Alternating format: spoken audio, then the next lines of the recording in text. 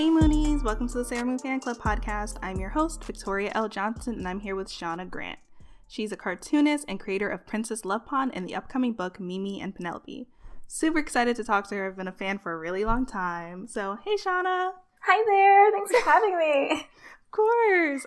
Whenever I think of magical girls I want to have on the show, you are always at the top of the list, and I'm so excited. Thank you! So what's your first memory of watching Sailor Moon? Okay, my first memory of watching Sailor Moon, I think I was 6 years old or so, and I was in the hospital for an allergic reaction to a bug bite or whatever, and I remember the nurses would wake me up at 6 a.m. in the morning to give me Benadryl, and that sucked, but then I got to watch Sailor Moon, and that was really awesome. So that's that's my earliest memory of it, and I think that's back when I was just on channel, the Warner Brothers channel or something, before I went to Toonami. And then I don't know, it just really stuck with me. I had a really big Pokemon phase, I feel like most 90s kids did, but definitely Sailor Moon was my soap opera. I love that. Because it really is. My mom would watch General Hospital and I would watch Sailor Moon. Yeah.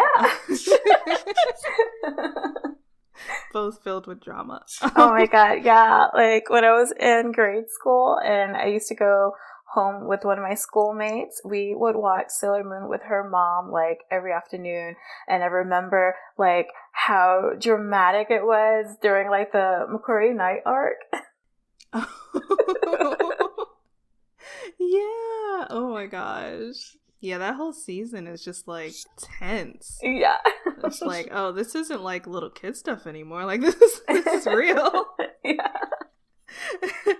It's so cool. I love your story too. I mean, it sucks that you were sick and in the hospital, but that's different. I never heard someone coming across Sailor Moon that way, especially I think when it was on WB, it came on really early in the mornings. Yeah. So that makes sense, because I feel whenever you're in a hospital, you're just kind of what is time? It's cool. How did you feel, or what were you thinking when you were watching it, besides mess? Oh my gosh, I guess just magical. There was really nothing on TV like Sailor Moon back then. I don't know what happened, but I never grew up watching Gem and the Holograms, which is the closest thing I can think of that was Sailor Moon at the time. So it was just really refreshing, to see a cartoon that was full of girls, being girls and kicking butt and having friendship and stuff, and the music and everything. It was just so dreamy. Yeah, I think about that often too. I think if I was born earlier, and kind of grew up in the 80s, Gem and the Holograms and the original She-Ra would have totally have been all my jam. Because I did like She-Ra, but it just wasn't on TV. Mm-hmm. And I think I caught a few episodes when it was on, I think it was on Cartoon Network for a little bit, and I was I do like this. Or maybe my brother had the DVDs, but it's just I caught it too late, and I'm I would have really liked this. Right. And that is true. Do you have any favorite moments? I mean, you mentioned Curie Night, but let me see my favorite moments.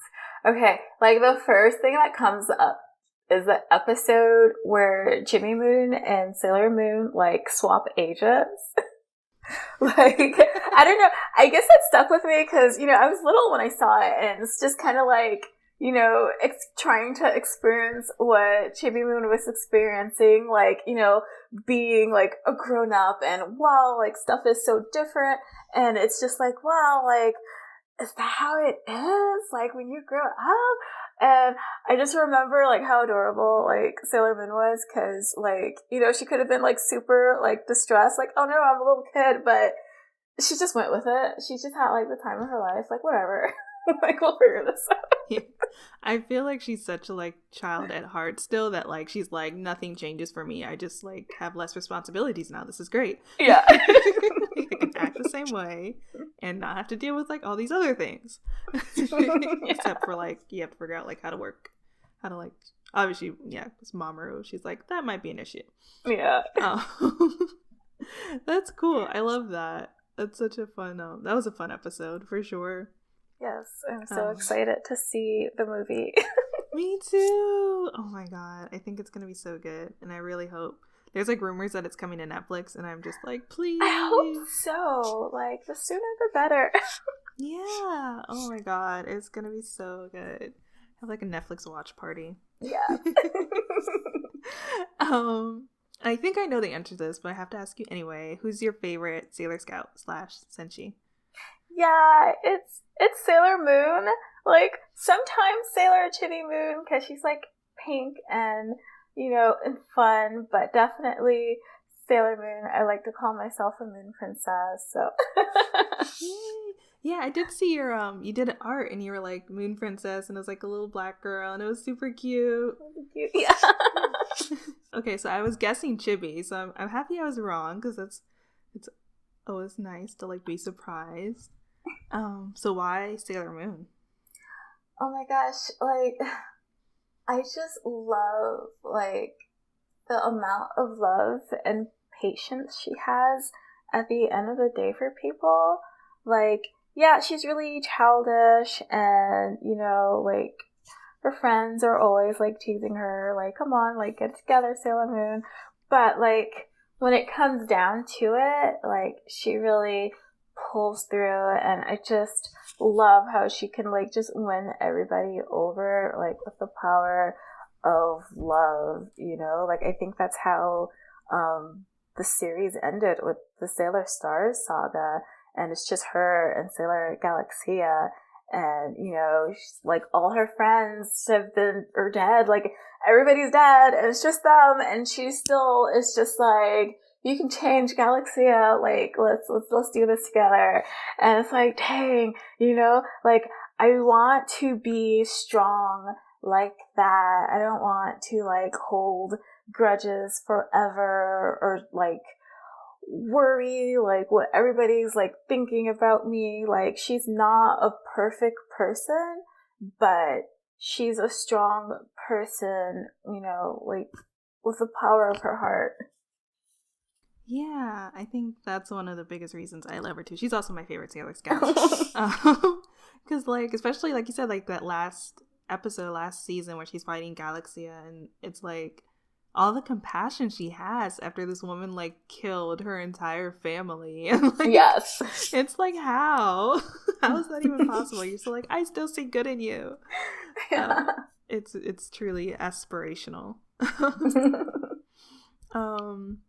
And you also have your own Magical Girl series that is super cute, and I love it so much. Yes. How did you come up with Princess Love Pon?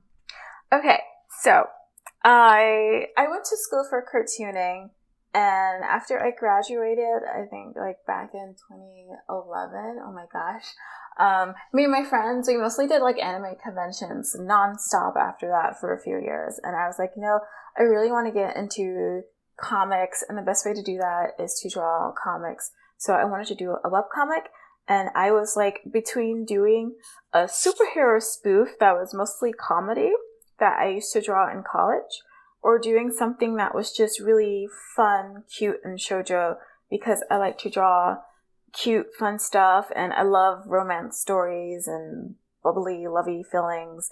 So I started, doodling like this magical girl who was all pink and hearts, and I really wanted to do a story that was like, well, what if she's a magical girl and it's kind of like about her like balancing like her relationship, like how do you date when, you're fighting evil every night and stuff. And it just kind of like morphed from there, like thinking about feelings and, like sometimes like when I was like really, really sad and depressed, I would be like, man, like what would it be like if I could just take my heart out right now and not feel this, And so that's kind of like where the idea of Princess Love Pon's nemesis, the Dark Queen, came from, where like she's taking like people's hearts and stuff. And gosh, like I didn't get a chance to like really go into like as deeply into all those themes that I had meant to, but it was just kind of like, you know, it's from her perspective, maybe she's not really doing like such a bad thing. She's kind of like helping these people not feel bad in her own way while she's trying to like just feel whole herself. And Love Pon is, you know, healing them in a more positive way by helping them work through their distress and everything. And so it just became like a story. It's just like working with feelings and empathy and just being like really cute and girly. And I wanted to show a dark-skinned Black girl being really cute and girly because I don't feel like there's enough of that in media. There is definitely not enough of that in media. And yeah, I think that's one of the first things that stuck out to me is just how cute it is. And I was like, it's a Black girl. And it's a dark-skinned Black girl. And I was like, this is amazing. I have to say, too, like, I still remember it was one time I saw your table. And I, like, at the Schaumburg Black Comic Book Festival. I probably said that wrong. But and I literally could not get to your table because there was just like a crowd of young Black girls around you. And I was like, this is so awesome. I'm like, they must be so happy to be seeing this. And I was just like so happy for them and a little jealous, but mostly really happy because I was just like this is just, it was just like a little magical moment and it was really cute. Yeah, it's been like amazing, like back when it was safe to do conventions. Yeah, this was like maybe 2 years ago. Like I'm like really terrible with social media. Like I will use it for a time and then I'll be like, okay, I've had enough. I'm dipping out for now. So I will always announce when I go to a convention. I just go there and people just find me anyway. Like I guess because my table is always like really super pink wherever I go. And they're like, hey, like you're the person that does Princess Love Pon, right? Like, oh my god, these are Princess Love Pon books. And it's like, oh wow, you know me, yeah.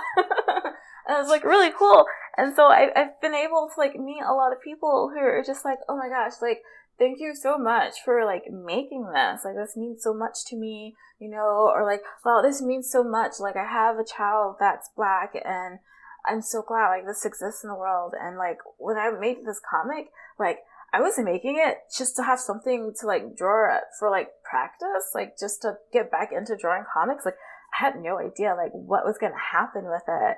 And I was just, I feel really blessed that everything turned out how it did.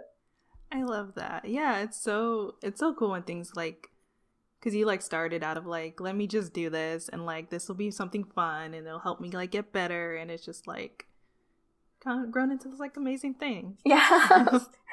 Yeah, I love the story too, where it's like you said, like, you know, her, instead of like just ignoring your emotions or like trying to get rid of them, it's like, no, work through them, like acknowledge them, like face it head on and, you know, get through it rather than just like removing it and like thinking it's gonna go away that way or thinking it'll be fixed. It's such a cool like message. Yeah, I really thought it was important to show that there's different ways that you can be strong.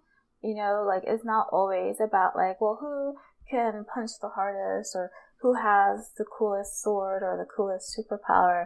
Sometimes like can you listen to somebody? Like that kind of strength is really important too. Yeah, it's really cool. So not only do you have like this amazing comic book, you also have another one coming out, another book published by Scholastic, which is like, every time I see Scholastic, I'm just like brought back to like happy memories and like books and shiny covers. But tell me about Mimi and Penelope. What's that about? Yeah, so oh my gosh, I still can't believe like I'm working with Scholastic. I also have 2 other books in development with Per Second, but Mimi and Penelope's been announced, so I can talk about that one. And I wanted to do a book that was also kind of a magical girl, but less Sailor Moon-ish and more like akin to like the 1970s, 1980s magical girls like Minky Momo and Creamy Mommy. Like, I just thought it was like really cool when girls like would transform into like different outfits and different careers and stuff. So the book, Mimi and Penelope, Mimi uses the magic of her magical toy stuffed dog Penelope to change outfits. So she was literally like, twinkle while I dress up into superhero. And in the first book, it's about her not wanting to be cute anymore because she feels like no one's taking her seriously because she's cute. And so she uses this power to try and become something else. And at the end of the day, realizes that she really just enjoys being herself and having fun with her best friend Penelope, and that's enough to make her satisfied. Oh, that sounds so cute. I love it. I'm so ready for this adventure. Yeah, it's really cute. I'm really excited to be working on it. Yeah, and I did see the one for a second. I know that I see the name. It's History Comics, Rosa Parks and Claudette Colvin, which already I'm just like, this sounds amazing. Yes, that it's a really dense book, but it's coming along beautifully, and yeah, actually, like, I feel like doing Princess Love Pon has like led me to doing like all these books. Like, I've literally met like almost all my editors at the Schomburg's nice.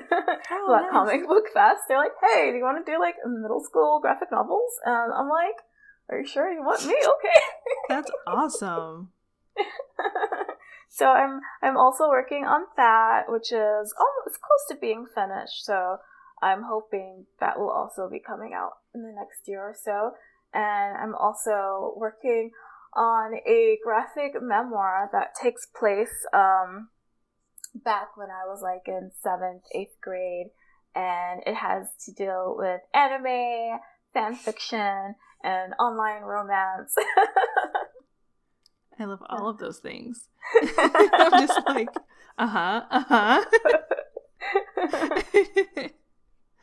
That sounds so cool. I know I keep saying that, but I'm just like, oh my god, I'm geeking out. Like, all of this just sounds really, really fun, and like, I want them all right now. So if each character in Princess Love Pon, well, not each character, but the main characters, and Mimi and Penelope were Sailor Scouts, who would they be? Okay, so Leah would obviously be Sailor Moon for sure, and her best friend Rachel. Oh my goodness, I'm stuck between Sailor Jupiter and Sailor Mars. Probably leaning a little bit more towards Sailor Mars. There's definitely. Let's see. And then the Dark Queen, I guess. She's kind of it doesn't have to be a Sailor Beryl. Scout. Yeah, I was gonna say. It's definitely inspired by Queen Beryl. Let's see, Lewis. Would he be a Sailor Scout? Like, if he was a Sailor Scout, it's easy to be like, yeah, he could be Tuxedo. But maybe he could be Sailor Jupiter, because he kind of has like that really soft, sweet side to him, but also he wants to be tough. Right. Maybe he could be well, no, he doesn't really want to be tough, but the Andrew / what was his name? Yeah. That it could be him. I feel like actually, yeah.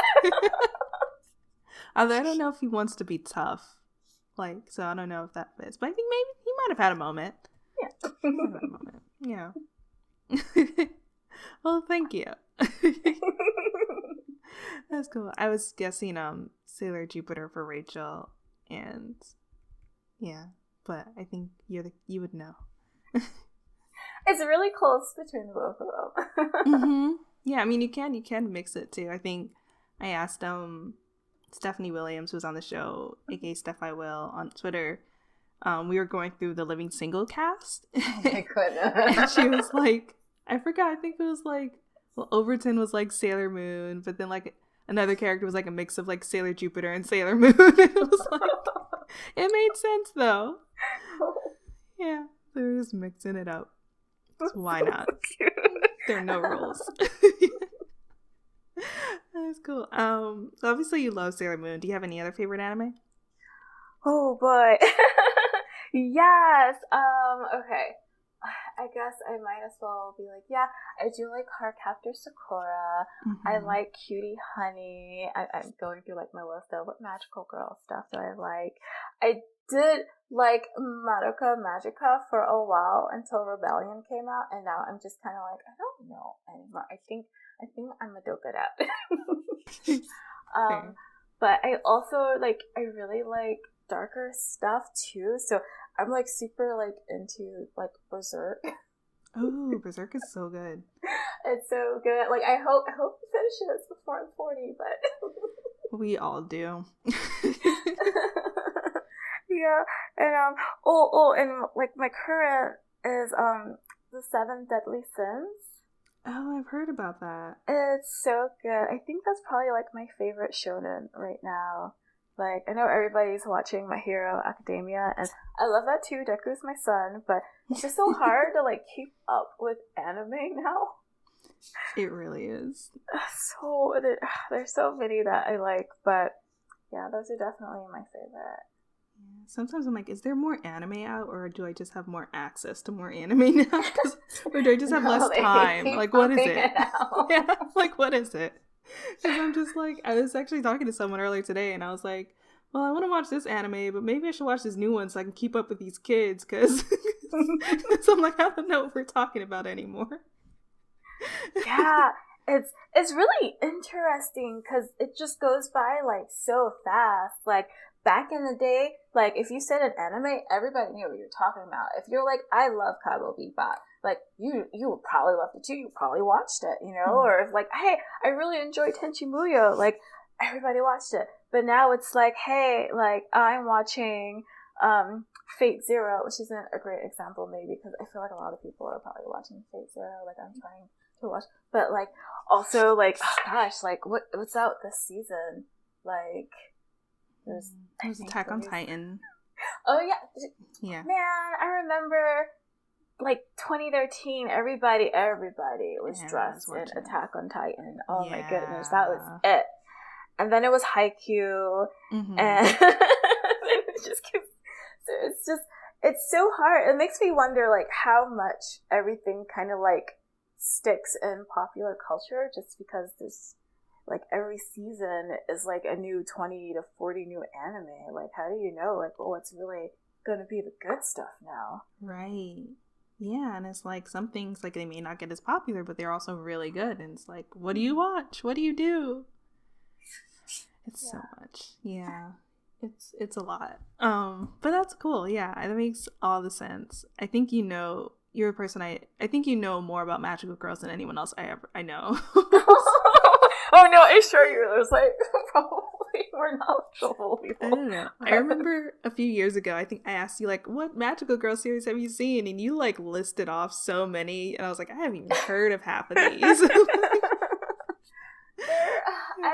They're really fun, and I really like the idea behind magical girl series. Like, at least my current interpretation of them is like, it's kind of like a young girl testing out adulthood in a way that feels safe to her, like with the whole transformation thing, you know, like you're becoming somebody stronger, but also you can still go back to like your normal self still. So like I think that's really cool, and especially like with the older anime like Minky Momo and Creamy Mommy and stuff, and even the most recent one that I watched that was Fancy Lala, that I really liked it. It was about a girl who had a magical pen and sketchbook, and she could draw stuff and it would become real. So she would draw clothes, and then she can transform into her older self, who became like this model / pop idol. And so basically like a modern Creamy Mommy and the art style was really pretty. It was so like 80s fashion, but sadly it came out at the same time as Cardcaptor Sakura, so it kind of went into the dust. But oh my god. Wait, which one is this one called again? Fancy Lala. I think Fancy you could Lala. probably find episodes on YouTube. It's really cute. It's not like the most amazing one, but it's a really cute, old-fashioned magical girl show. It's just so interesting, like going through like the history of them. Like, magical girls like exist because of Bewitched, right? Yeah. Like that is the like funniest thing to me. Like, I loved Bewitched growing up, watching the Good Night. Me too. Like Bewitched and I Love Genie. And, oh my god, yeah. My god. So good. Yeah. So it's like, oh wow, thanks for giving me Sailor Moon. It's a nice roundabout way. Yeah. Yeah. But it's just so cool to like see how it changed from being like magical witches, and then you had like that one series where it was a mermaid, and this is before Melody Mermaid Pitchy Pitchy Pitch. I forgot what it was called, but yeah, there was an old magical girl show that had a mermaid as the main character, and then you had like magical idols, and then you had Sailor Moon busting in on the scene, totally rewriting the script, and now we have magical warriors, and then all of a sudden there's Madoka Magica, who's like, well, we're gonna take this and flip that on the script too, and now you have dark magical girl shows. Some of them are pretty good, like Magical Play, or oh, I know what you're talking about. Yeah. What is it called? Someone mentioned that recently. Something simple like that, but it was I read the books, like at least the first book for it, and I saw the anime, and it was pretty good. And then some magical girl stuff comes out, and it's really dark, and I'm like, okay, you're trying way too hard to be dark. Like, it doesn't have to be that serious, guys. Also true. Yeah. So I just, and now we live in this beautiful age where everybody that grew up on Sailor Moon and Magical Girls are working in animation. So you have Magical Girl Steven Universe and Magical Girl She-Ra and the Princess of Power, and it's beautiful. Yeah, it's been so cool to see how many things like Sailor Moon influenced, because like all these people like basically all the Sailor Moon fans are like adults now working in animation and comic books and like creating things that I'm like, yay, I get to like still kind of enjoy this thing through like people who also loved it. Yeah, it's so fun. I love it too. But yeah, I'm still trying to find this anime because I'm like, I know that name, but yeah, I really like the Dark Magical Girl anime, and there's also like I don't know, I don't think it's like a genre, but like adult magical girl, where it's like magical girls as adults and like living through like regular life. Oh yeah, which is like a fun thing to imagine too. Yes, I really like that. Like I read a manga called like Retired Magical Girls, and it was just like hilarious. Oh my gosh, I have not heard of that. It's hilarious, and I love it so much. Oh, that's definitely going on the list. Yes. Oh, is it Magical Girl Sight? Is that what you're thinking of? Yes. Okay. Wait, that is or Magical Girl Raising Project. Yes, it's the Okay. Magical Girl Raising Project. I think Magical Girl Sight is the one that was trying too hard to be dark. Okay. Both of those have been on my list for a really long time. So I guess I'll watch both eventually. And I really like Magical Girl Spec Ops Asuka. I don't know if you've heard of that. Oh, I have not actually. I read the manga, and then they came out with an anime a few years ago, but then it was like exactly like the manga, so I was like, like shot for shot. Which usually, I guess that is the case, but I think it was the first time in a while I read a manga and then watched the anime like so close together, and I was like, this is literally the same thing. Okay. But it's really cool. It's like if Magic Girls were like a faction of the military. Oh wow. Yeah. And they like deal with like any supernatural occurrences, basically. Yeah. But It's really cool. That's so cool. Yeah, it's such a big John right now. Oh, man. It's a great time to be a Magical Girl fan. Yeah. And then, so obviously you love Magical Girls and love Sailor Moon, Cardcaptor Sakura. But what else do you stan? Like, this could be anything, like not just anime, but like people, celebrities, things. Oh my gosh. Okay, let's see. Oh. I always go blank when people are like, what's your favorite things? I'm like, oh, there's so many things that I like. Right. Okay, so let's see. Music-wise, right now, I'm really stuck on Sia, and I'm waiting for her new album and movie to come out, and I adore her music. I also, like, really, really adore, like, Lizzo's music. So good. Let's see. I have been in webtoon hell for like long. Like, yes. I'm just, why are they so good? They are really good. That's been another issue because it's like there's so much anime coming out. There's so many webtoons coming out. Like, I can't keep up with everything. It's so hard. Oh my god. But if you have not read it yet, you should totally check out My First Night with the Duke. Oh, I did start that and I really liked it. It's so funny. It's so funny. I love that. I love the Cursed Princess Club. I read that every Monday. It's so charming. And if you like magical girls, it has like a really nice, like charming fairy tale feel to it. Lots of pastel colors. Like, it's so wholesome. I love it. I love wholesome content. I need more in my life. Yeah. To offset the Attack on Titan. Everything else. Wait, it was called The Cursed Princess Club? Yes. I'm gonna look that up later. That sounds fun. I like totally read things based on their names all the time. Oh, yeah? Oh. I'm like, Cursed Princess Club. That sounds like everything I like. That sounds fun. Yeah. And then I think, okay, one more is True Beauty. Like, oh, yes. I really like it.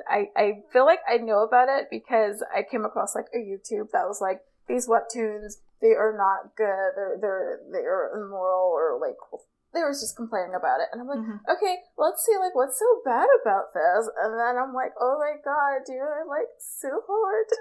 Like, who am I like? Who am I rooting for? It's so hard. Wait, which guy do you like better? So I've been reading it too, and I love it. I think I am Team Suho. Like, it's really hard, but yeah, I feel like he might be endgame. I don't know. He was there first. Yeah. So I guess that makes sense. Yeah, have you been watching the K-drama at all? I have not watched the K-drama yet, but it's staring me in the face. I will get to it. I started it. I think I saw the first 2 episodes, and then I started slacking off, so I need to catch up. But is it good though? Like, does it look nice? I like it so far. I feel like, though, I don't know if I'm just forgetting some things that happened earlier on, because I started reading True Beauty, and then I stopped for a really long time, and then when I heard when the K-drama was coming out, I was like, oh, let me catch up before it comes out.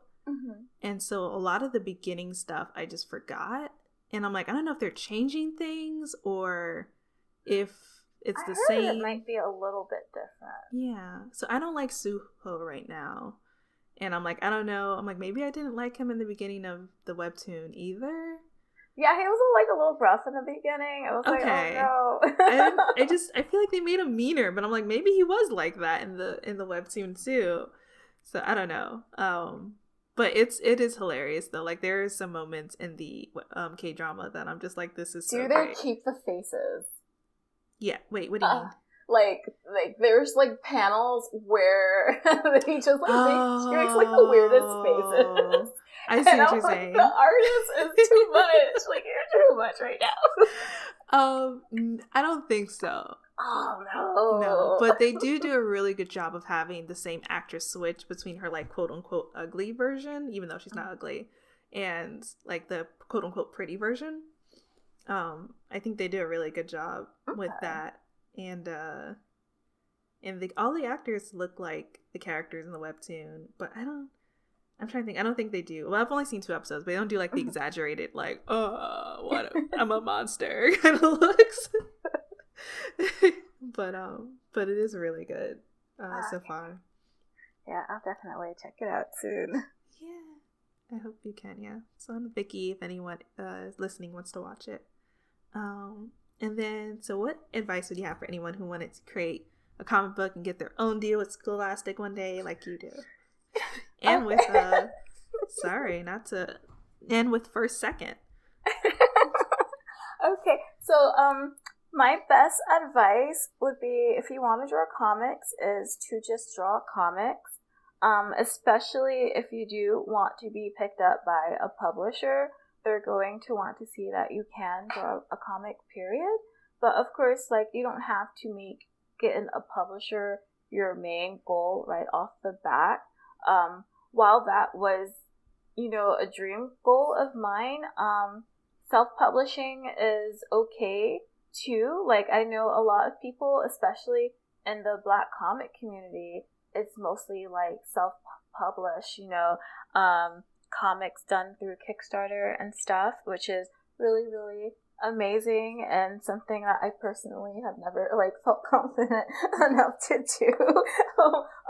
But just like starting a webcomic is like really great. There's a lot of templates out there for your website nowadays to like make an easy website. I had started mine on Tumblr using a template for webcomics. And nowadays, like, a lot of people are posting comics on like Instagram. There's one woman, she did like comics about her and her boyfriend, posted it on Reddit, and now they're published in a book. So you never really know what's gonna happen once you put your stuff out there, but the most important thing to do is to put it out there. Yeah, that makes a lot of sense. That's so cool. I didn't know about the woman who posted her boyfriend in the comic on Reddit and got a book. That's super cool. Yeah, and it's like, you don't have to make like super beautiful, perfect looking comics. Like, that's what I think is so great about them, is that you can draw in a way that works for you, and that's totally fine. Like, what's important is that you own it. If this is what your people are going to look like, and this is how your plants are going to look like, then do that to the best of your ability and own it. Don't worry about drawing like anybody else. Just have fun and tell, a good story. Yeah, I literally, there's a webcomic that I really love, and it's called Webcomic Name, and like the whole concept is about it just being like the most, not bland, but like all the characters are blobs. Like the name of the comic is Webcomic Name, and it's just like about like life's little like weird stuff that happens. And it's like so funny to me. Like, it's just like hilarious because like the writing is so good and it's just creative. So that's when I was like, this is cool. Like, maybe I could write a comic. Yeah, you should. Everybody should make comics. Yeah. I love that. It should be a slogan. Speaking of that, and it could be your Sailor Moon Says, but just like Sailor Moon had the Sailor Moon Says phrase at the end of every episode, what would your phrase be? So Sailor Shauna says. Okay, let's see. My phrase would be, Sailor Shauna says, be true to yourself. And that's something that I've had to learn over the past few years. Like, it's been quite a roller coaster ride working on my comics, and I've been really grateful. Like, my family has always been behind me and, with my pursuit of an art career. So I feel really lucky in that regard. But, sometimes it's also kind of hard to be like, man, like, I chose to do art. I could have been an accountant. I could have done this. I could be living somewhere else. And at the end of the day, it's just like, what makes you happy? And so as you go out in life and, find what you're passionate about, it's just important to stay true to yourself and, just keep towards that, and don't compare. Like, don't worry what other people are thinking, whether it's good or bad. Like, I get overwhelmed with positive attention just as much. I'm just like, oh my god, why do people like me so much? Oh, is this alright? Like, I feel like an imposter, but I just try to keep going. Yeah, imposter syndrome is annoying. Yeah. But I can assure you, you are amazing. Like the millions of, or thousands, millions of Black girls who like come around your booth are a testament to that, for sure. Thank you so much. Yeah. And if you had a Kickstarter, I would totally support it. Oh, thank you. And what is next for you, and where can people find you? Well, you can find me online. My website is Shauna Draws. You can find me on Twitter at Shauna Draws and on Instagram at Shauna Draws Cute. And right now, next for me is just getting through like these 3-4 different books I have going on. But in the future, I'm actually really hoping to start my own art brand. And I'm really excited. I think you'll like it a lot when I announce it. So that's my goal, is to get through these books, start my art brand, and hopefully one day I really do want to return to Princess Love Pon and finish it. I keep changing my mind every day if I just want to do it like as an independent book or as a webtoon or take it to another publisher. But there's definitely going to be a lot more magical girls stories coming from me as soon as I can fit them in. I wrote a script for an LGBT magical girl story that stars 2 Black girls, and I'm just like, I want to draw this. Like, so bad. I want to read it, like, right now. Oh my god, like, once you said that, I immediately thought of, I don't know if you saw, like, these 2 women went viral last year, because they asked one of the women, like, what does it mean to, like, love a Black woman, and, like, her answer just, like, went viral, and they're just, like, the cutest couple, and, like, they're who I'm thinking of when you said a magical Black girl couple, and I'm just like, I want it. What do you mean by art brand, though? I'm like okay, yeah. Sorry if that's a long question. Yeah. I guess something that's kind of like a mix between adorned by chi and ocean and space, like something along that lines, like just a store with like my own like kawaii shoujo princess touch. Ooh, yeah, I would love that, because like I've been meaning to buy merch from you for a while. Oh. And that sounds like it would be amazing. That'd be so cool. Oh my god. And you said something else, but I can't remember what it was, so I'm gonna just move on.